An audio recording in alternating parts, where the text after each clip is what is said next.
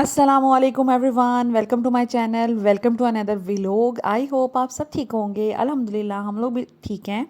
और आज मैं आपके साथ शेयर करूंगी अपनी संडे रूटीन व्लॉग, और साथ साथ कुछ बातें करेंगे और जो भी काम शाम हुए वो मैं आपके साथ शेयर करूंगी।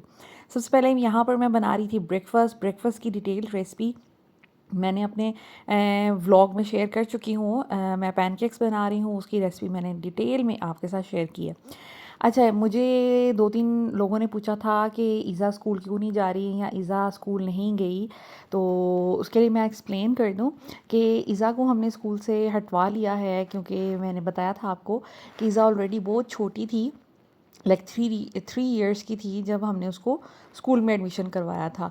मैं बिल्कुल भी और मेरे हस्बैंड भी बिल्कुल कायल नहीं है कि बच्चों को बहुत जल्दी स्कूल एडमिशन करवाया जाए। हाँ, घर में होम स्कूलिंग होनी चाहिए और घर में बच्चे थोड़ा बहुत सीख लें, लेकिन आफ्टर 4 इयर्स, और 4 इयर्स से पहले बच्चों को पढ़ाने की तरफ नहीं लगाना चाहिए।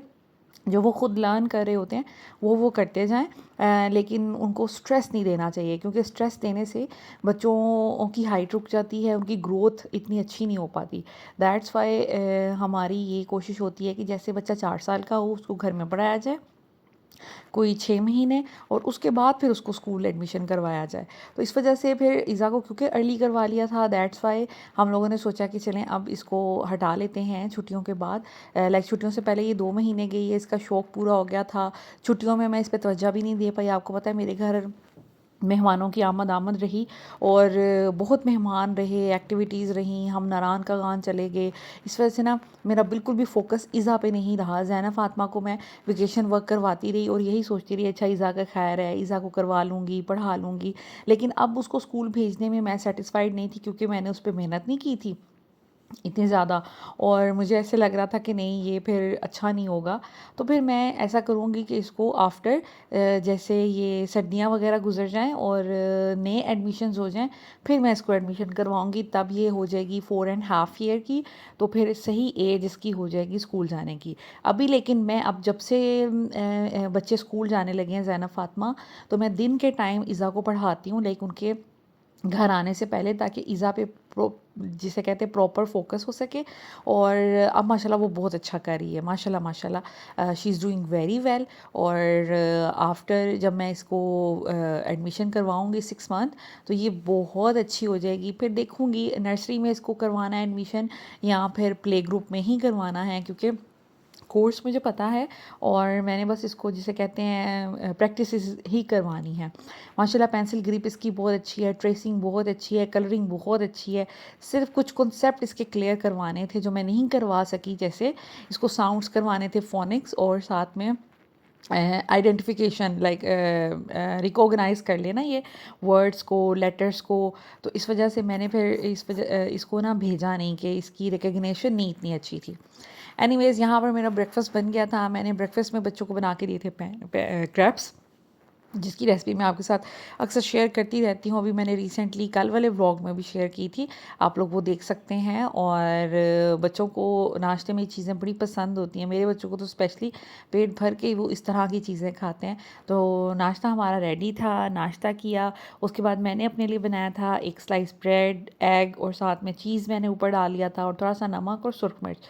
ये बड़ा मज़े का बनता है, यकीन करें बहुत मज़े का लगता है। आपने एग को थोड़ा सा फ्राई करना है, उसके ऊपर चीज़ का स्लाइस डाल देना है, उसके बाद उसको तोड़ना नहीं है ऐसे। और नीचे आपने एक तरफ से साइड्स पे ब्रेड को गर्म कर लेना है, और बड़ा अच्छा ये ना बन जाता है। साथ चाय मैंने ले ली थी, और बच्चे अपना जो है ब्रेकफास्ट वो इंजॉय कर रहे हैं माशाल्लाह। ज़ावियार ने भी अब प्रॉपरली थोड़ा बहुत खाना शुरू किया है, और इस तरह बहनों के साथ बैठ के ना वो बहुत अच्छे से खाता है, और वो कहता है मेरी प्रॉपर प्लेट बनाएं, हर चीज़ मेरी प्लेट में डालें। तो इस तरह ये होता है कि बच्चे को आदत पड़ जाती है। मैं उसके सामने रख देती हूँ, थोड़ा खाता है, थोड़ा गिराता है, लेकिन ये है कि फिर उसकी तसल्ली हो जाती है, और अपने हाथ से खाने से तो वाकई तसल्ली हो जाती है। तो बस ईज़ा भी अपना ब्रेकफास्ट करी थी, ज़ैनब अपना करके जल्दी जल्दी जा चुकी थी, ज़ैनब ने ज़रा जल्दी जल्दी खा लिया था। तो बस उसके बाद हम लोग आ गए थे ऊपर। ऊपर मैं नाश्ते के फ़ौरन बाद आ गई थी, क्योंकि नीचे तो ऐसे इतनी क्लीनिंग मुझे करनी नहीं होती। वो जो हुसैन भाई कर दें वो कर दें, और नीचे हमारा इतना रहना भी नहीं होता। तो मैं अपने फ्लोर पे आ गई थी। यहाँ पर करनी थी साफ़ सफाई। जैसे ऊपर ही वॉशिंग मशीन है, ऊपर ही इस्त्री है, बच्चों का टीवी भी ऊपर है, बच्चों के कपड़े भी ऊपर होते हैं। तो मैंने सोचा इनको शावर दिलवाऊँ और साथ साथ सफाई चल रही थी। हुसैन भाई भी ऊपर आ गए थे। जितनी देर तक हम ऊपर सोए रहते हैं वो फिर ऊपर नहीं आते, जब हम उठ के नीचे चले जाते हैं फिर वो ऊपर आके सफाई कर लेते हैं। तो ये भी आके ऊपर सफाइयाँ इन्होंने शुरू कर ली थी। बच्चे अपना खेलना शुरू हो गए थे, कुछ चीज़ें इन्होंने बिखेरी हुई थी, जस्ट लाइक इनके कलर्स और ये वो कुछ क्राफ्ट वगैरह इन्होंने करना था। आजकल दोनों बहनों को पेपर से कुछ चीज़ें बनाने का शौक़ चढ़ा हुआ है और साथ में फ़ातिमा जो है वो स्केचिंग का उसको शौक़ चढ़ा हुआ है। तो यहाँ पर इन्होंने अपने कैबिनेट्स बनाए थे। एक खाली कैबिनेट को देख के उसके अंदर चीज़ें रखी हुई थी। ज़ावियार भी साथ साथ खेल रहा था, इसने अपने टॉयज़ भी खेले हुए थे। और उसके बाद मैंने बच्चियों को नहलाया एंटी-लाइस शैम्पू से। मैं हफ़्ते में 1 दफ़ा एंटी-लाइस शैम्पू ज़रूर बच्चों को लगाती हूँ। उससे ये होता है कि जो जुएँ वगैरह होती हैं ख़त्म हो जाती हैं, क्योंकि बच्चे स्कूल जाते हैं और मौसम भी थोड़ा नमी वाला था, दैट्स वाई। उसके बाद जी यहाँ पर मैं बारीक कंघी भी फेरती हूँ। मैंने वीकेंड पे बच्चों को ऑयलिंग करनी होती है। एक दिन मैं ऑयलिंग कर देती हूँ और दूसरे दिन फिर मैं उनको नहला देती हूँ। लाइक संडे को नहलाती हूँ, सैटरडे को ऑयलिंग करती हूँ। इसके अलावा बारीक कंघी लाजमी मैंने फेरनी है और साथ में मैंने इनका एंटी-लाइस शैम्पू ज़रूर यूज़ करना है। इंग्लिश का एंटी-लाइस शैम्पू मैं यूज़ करवाती हूँ, उससे जुएँ बहुत अच्छी ख़त्म हो जाती हैं। डॉक्टर वाला इतना इफ़ेक्टिव नहीं है।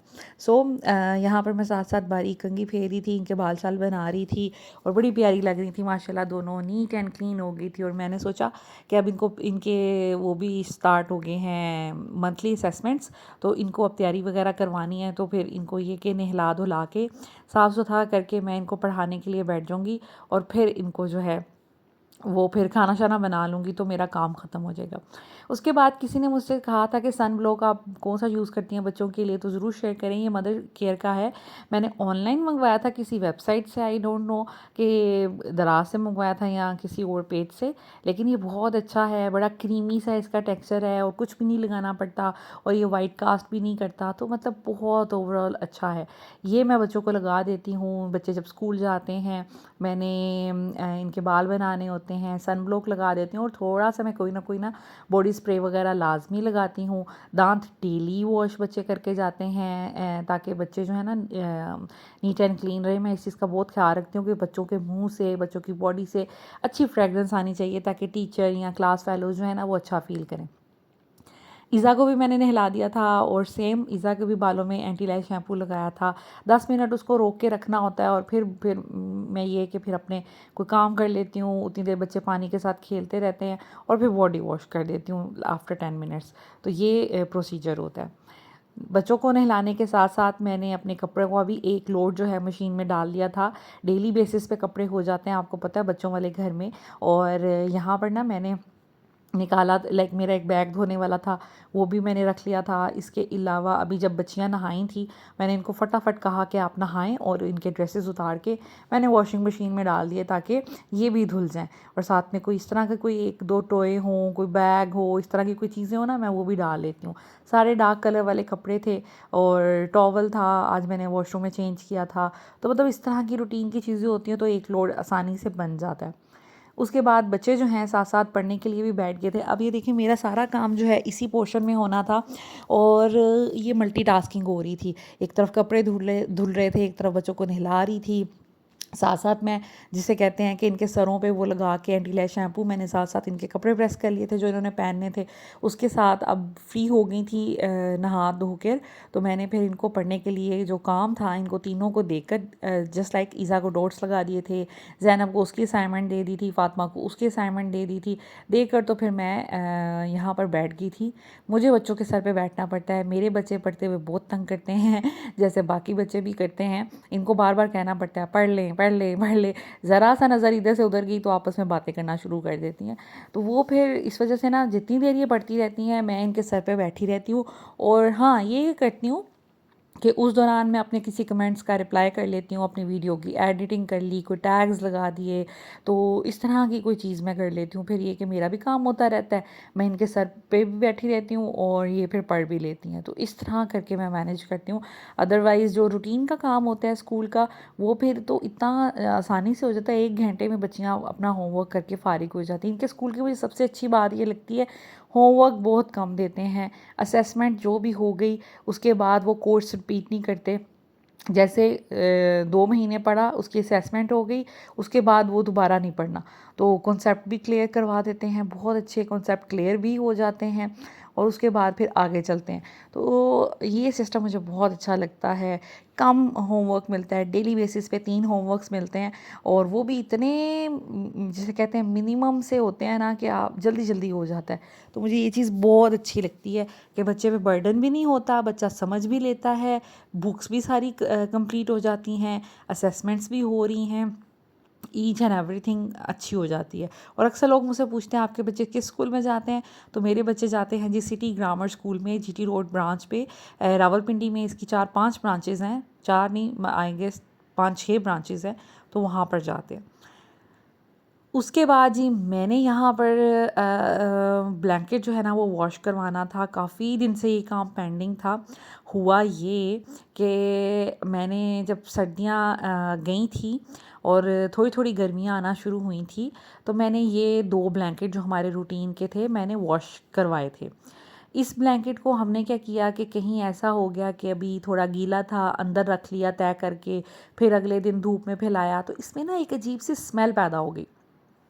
मुझे वो बहुत बुरी लग रही थी। मैंने हुसैन भाई से कहा कि नहीं, ऐसे तो मैं ब्लैंकेट को कबर्ड में नहीं रखूँगी, इसमें से स्मेल आ रही है, बाकी चीज़ों से भी कहीं स्मेल ना आ जाए, तो इसको ना दोबारा वॉश करना है। फिर माशाल्लाह फिर छुट्टियाँ आ गई, मेहमान आ गए, फिर हम नानान का कहाँ चले गए, फिर वापस आए तो मेरे घर मतलब मेहमान ही आते रहे। तो ये काम ना पेंडिंग पेंडिंग पेंडिंग था। अब क्योंकि फिर बारिशें होना शुरू हो गई, तो मैंने कहा बारिशों में तो बिल्कुल नहीं धुलवाना, वो तो खुश्क ही नहीं होगा और फिर वही मसला होगा। तो इस वजह से ना मैंने ये फिर अब आजकल बड़ी अच्छी धूप लग रही थी, वेदर फोरकास्ट मैंने देख लिया था कि 1-2 दिन में अभी मज़ीद बारिश नहीं है, तो मैंने फिर हुसैन भाई से कहा कि अब इसको निकालें और इसको धोएं। सुबह सुबह मैंने रात को इंस्ट्रक्शन दे दी थी, उन्होंने सुबह सुबह ही इसको पानी में भिगोकर, सर्फ़ में भिगोकर रख दिया था। अब एक दफ़ा ये सर्फ़ निकाल रहे हैं। मैंने इन्हें कहा था कि चेयर रख कर, तो इस तरह ना बड़ी आसानी से पानी जो है चेयर के ऊपर अगर ब्लैंकेट रख दें तो फिर पानी नीचे गिरता रहता है, बड़ी आसानी हो जाती है। तो मैंने उन्हें कहा था कि ऐसे उसके ऊपर वज़न डालें तो ये बड़ा अच्छा निचोड़ा जाएगा, और फिर सर्फ़ में साफ़ पानी भर लें और फिर ऐसा प्रोसीजर करें। फिर फाइनली जो तीसरा पानी होगा उसमें ये करना है आपने, थोड़ा सा फैब्रिक कंडीशनर डाल के इसको 15-20 मिनट के लिए भिगो के रख दीजिएगा। एक तो ये सॉफ्ट हो जाएगा, ऊपर से इसकी खुशबू बहुत अच्छी आएगी। तो ये काम हो रहा था। ये बड़ा सारा मेरे पास टब है, इसमें बच्चे मतलब नहाते थे पहले, जब स्विमिंग पूल नहीं हमारे पास था, तो मैं बच्चों को वॉशरूम में इसमें पानी डाल देती थी और ये खेलती रहती थी। और यहाँ पर जी ज़ावियार खेल रहा है पानी के साथ और गिर गया, लेकिन अच्छा है कि रोया नहीं। और जब ये गिरता है ना, हम ज़्यादा लिफ्ट लुफ्ट नहीं करवाते कि हाय हाय चोट लग गई, ये है वो है।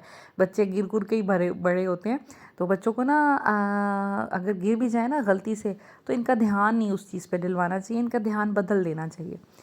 तो यहाँ पर जी कंबल जो है वो खुश करके सॉरी रख दिया था, और ये शाम का टाइम है जब मैं दिखा रही हूँ आपको। मैं बाहर जा रही थी तो मैंने कहा चले मैं दिखाऊं कि कंबल ऑलमोस्ट जो है ना खुश्क हो गया था। उसके बाद जी हम लोग जा रहे हैं बाहर अलफतेह। मुझे लेना था दूध, घर में दूध नहीं था, मिल्क पैक जो हम लेते हैं। साथ में मुझे कुछ प्रोडक्ट्स लेने थे अपने लिए और वो मेरे ख़त्म हुए थे। इसके अलावा बच्चों को आइसक्रीम दिलवानी थी, तो हुसैन भाई घर में थे, तो हुसैन भाई के साथ हम लोग निकल पड़े। बच्चों को मैंने प्रॉमिस किया हुआ था कि अगर ये अच्छा अच्छा पढ़ लेंगे तो फिर मैं इनको आइसक्रीम दिलवा दूँगी। और कल बच्चों ने अच्छा नहीं पढ़ा, मुझे काफ़ी तंग किया सैटरडे को, तो मैंने फिर इज़ा और ज़ावियार को आइसक्रीम मंगवा दी और ज़ैनब फ़ातिमा को एज़ अ पनिशमेंट मैंने इनको आइसक्रीम नहीं दिलवाई थी। तो फ़ातिमा तो लिटरली रोने भी लग गई थी, लेकिन मैंने कहा कि नहीं, अगर मैं इसको आइसक्रीम मंगवा दूँगी तो इसको लगेगा कि मामा जो कहती हैं वो पूरा नहीं करती, तो इसलिए मैंने फिर इसको आइसक्रीम नहीं दिलवाई। दोनों छोटों ने आइसक्रीम ले ली थी। आज फिर मैंने वादा किया था कि अगर आप जल्दी होमवर्क कर लेंगी तो आज आपको भी आइसक्रीम दिलवाई जाएगी। इसके अलावा मैंने पालक बनानी थी, तो पालक घर में नहीं थी, तो वो मैंने लेनी थी। और बस इस तरह के छोटे छोटे कुछ काम थे। मैंने कहा चले बाहर आउटिंग भी हो जाएगी, हम निकले ही नहीं थे बाहर, तो थोड़ा बाहर का चक्कर भी लग जाएगा। मुझे जो है ना हर दूसरे तीसरे दिन बाहर का चक्कर लगाना होता है, मज़ा आता है।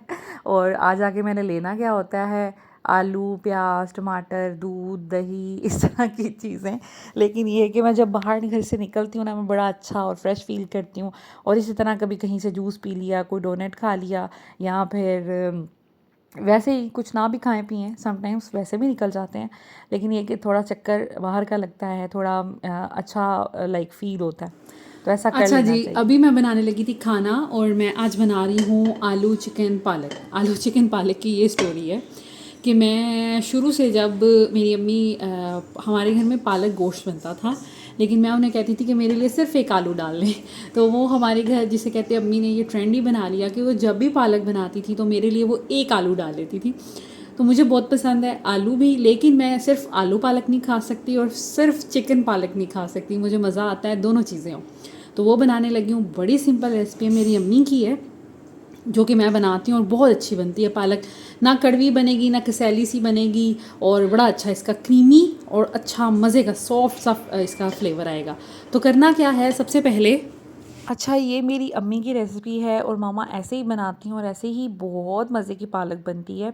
सबसे पहले आपने चिकन ऐड कर देना है, उसमें प्याज और लहसुन ऐड कर देना है। हम पालक में टमाटर नहीं डालते, कुछ लोग डालते हैं, अगर आपको पसंद है तो आप डाल लें, लेकिन एक दफ़ा मेरे इस प्रोसीजर से भी ट्राई कीजिएगा, शायद आपको अच्छी लगे। उसके बाद हमने थोड़ा सा पानी इसके अंदर ऐड कर दिया है, नमक, मिर्च, हल्दी और थोड़ा सा सूखा धनिया और ज़ीरा। ये सिर्फ 3-4 चीज़ें आपने ऐड करनी है और आपने कोई मसाले इसमें नहीं ऐड करने। यकीन करें कि जो सब्ज़ियाँ होती हैं ना, इसमें जितने कम आप मसाले डालेंगे ना, उतनी ही ज़्यादा सब्ज़ियों का टेस्ट इन्हांस होगा, उतना ही ज़्यादा सब्ज़ियों का टेस्ट जो ओरिजिनल सब्ज़ी होती है ना उसका रहेगा। हर चीज़ में हर मसाले ठोंस देने से चीज़ें अच्छी नहीं बनती।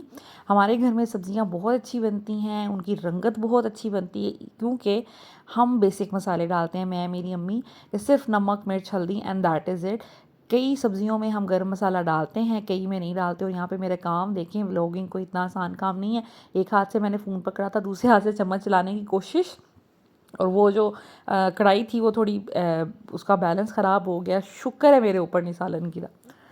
अब यहाँ पर अभी पानी है, इसमें आपने ढक कर रख देना है और यहाँ तक कि चिकन गल जाए और पानी ड्राई हो जाए, तब तक इसको पकाना है। इस काम में तकरीबन लग जाएंगे कोई 15 से 20 मिनट। तो लेकिन ये कि चिकन अच्छे से गल जाएगी और आपका जो है पानी वो भी ड्राई हो जाएगा। यहाँ पर जब पानी ड्राई हो जाए तो आपने उसको अब ऑफ कोर्स भूनना है। आप कुकिंग ऑयल इसके अंदर ऐड करेंगे, साथ में मैंने जो है वो आलू भी काट कर रख लिए हैं, क्योंकि आलू मुझे बहुत पसंद है पालक में। मैंने कुकिंग ऑयल इसके अंदर ऐड कर दिया है। अब मैं इसकी भुनाई करूँगी, अच्छे से इसकी भुनाई हो जाए, यहाँ तक कि जो प्याज है ना वो नज़र ना आए, तो आपका फिर सालन अच्छा बनेगा। आपने देखा मैंने बहुत बेसिक मसाले डाले। पालक जो है वो बॉयल हो रही है और पालक को आपने तकरीबन 2 से 3 से 4 बॉयल दिलवाने हैं, अब बहुत ज़्यादा मैंने इसको इसकी बॉयल ना भुनाई किया कर करें। लेनी है अच्छे से। जैसे ही थोड़ा भूनने में आएगा ये, और मैंने इसके अंदर डाल देने हैं जी हमारे आलू। वो भी मैंने काट कर रखे हुए हैं इस तरह से, ठीक है, इतने इतने चंकी से मैंने बनाए हैं। अच्छा जी, उसके बाद ये जो पालक है, ये अभी मैंने हल्की आंच पे रखी हुई थी, इसको तेज़ आंच करके 1-2 उबाला और दिलवाऊंगी। पालक को कभी भी बहुत ज़्यादा आपको पकाने की ज़रूरत नहीं है, ये इतने डेलिकेट, इतने नाजुक से पत्ते होते हैं, ये तो एक बॉयल में ही जिसे कहते हैं बॉयल हो जाते हैं। फिर भी मैं 3 से 4 बॉयल इसको दिलवाऊंगी टोटली, ठीक है। अभी बस मैं 1 मिनट में इसका चूल्हा बंद कर दूंगी। अच्छा, पालक को जब आपने ब्लेंड करना है ना, मैं ब्लेंड करती हूँ, आप चाहें तो कूंडी डंडे में भी कर सकते हैं, कोई इशू नहीं है। मैं ब्लेंड करती हूँ और इसी में इसका पानी भी ऐड करती हूँ। अच्छा, जब आपने ब्लेंड करना है उसमें 3 से 4 हरी मिर्चें डाल दीजिएगा, इतना कोई कमाल का फ्लेवर बनता है ना। पूरी पालक में हरी मिर्चों का खिला खिला सा ताज़ा ताज़ा सा अरोमा आ जाएगा। उसको फिर आपने इसके अंदर पका लेना है, तो बहुत मज़े की बनेगी। और इसका रंग भी कभी बहुत डार्क नहीं होगा। हम लोग जो पालक बनाते हैं उसका खिला खिला सा रंग आता है। तो बस अब मैं इसको बस थोड़ा सा ड्रेन करूँगी, थोड़ा सा जितना पानी मुझे चाहिए वो मैं बचा रहने दूँगी, बाकी मैं वेस्ट कर दूँगी। और इसको ब्लेंड कर लेते ठंडा करके, और फिर उतनी देर में हमारी जो हांडी है वो भुन जाएगी, तो हमारी पालक भी ऑलमोस्ट फिर तैयार हो जाएगी। यहाँ पर जी हमारा जो चिकन है भुन गया है, ऑयल ऊपर आ गया है। अब मैं इसके अंदर आलू डाल के थोड़ा सा पानी का जिसे कहते हैं छींटा डालूँगी और इसकी मज़ीद भुनाई करूँगी। और भुनाई करते करते ये होगा कि आलू भी थोड़ा सा गलना शुरू हो जाएंगे। बाकी पालक डाल के तो हमने ऑफ कोर्स इनको फर्दर पकाना है, तो आलू सॉफ्ट हो जाएंगे। तो ये देखें बड़ी अच्छे से ये भी गलना शुरू हो गई है। मसाला नीचे नहीं लगा, लेकिन ये कि मसाला जो है ना जितनी अच्छी भुनाई होगी आपका कभी भी प्याज टमाटर हंडिया में नज़र नहीं आएंगे। और कुछ सालन ऐसे होते हैं कि जिसमें इस तरह की चीज़ें नज़र आए वो फिर बुरे लग रहे होते हैं। खाना हर कोई बना लेता है, लेकिन जो उसकी प्रेजेंटेशन है और जो स्टेप्स हैं वो अगर प्रॉपर फॉलो ना किए जाएँ, भुनाई प्रॉपर ना की जाए, तो फिर वो इतना मज़ा नहीं आता। तो बस मुझे थोड़ा लगा कि इसमें पानी की ज़रूरत है, मैंने पानी डालकर हल्की आंच पे इसको रख दिया है ताकि ये जो आलू हैं थोड़े सॉफ्ट हो जाएं। मीनवाइल मैं अपनी पालक जो है उसको ब्लेंड कर लूँगी। अच्छा, अगर आप कूनी डंडे में इसको करेंगे ना, ये ज़्यादा बेहतर होगी। थोड़ी सी दरदरी सी ना, वो ज़्यादा अच्छी लगेगी। मेरी अम्मी जो है ना वो कूनी डंडे में थोड़ा सा उसको घोटती हैं तो वो बहुत अच्छी हो जाती है। मैं थोड़ी काहिल हूँ तो इस वजह से मैंने उसको ब्लेंडर में ही डाल लिया। और वैसे भी मेरे पास कूनी डंडा है नहीं, डंडा है कूनी नहीं है, तो इस वजह से मैंने फिर ब्लेंडर ही यूज़ कर लिया। तो यहाँ पर साथ में मैंने 3 हरी मिर्चें डाल दी थी, बड़ी साइज़ की थी, दैट्स वाई। और पानी जो है पालक का ही मैंने इसके अंदर ऐड किया था, और कोई पानी मैंने ऐड नहीं किया। बस आपने मशीन को चंद सेकंड्स के लिए, 5-6 सेकंड्स के लिए चलाना है कि ये ब्लेंड हो जाए, लेकिन फिर भी करते करते मशीन में ना ज़्यादा ही वो ब्लेंड हो जाती है, दरदरी सी ज़रा ना अच्छी लगती है।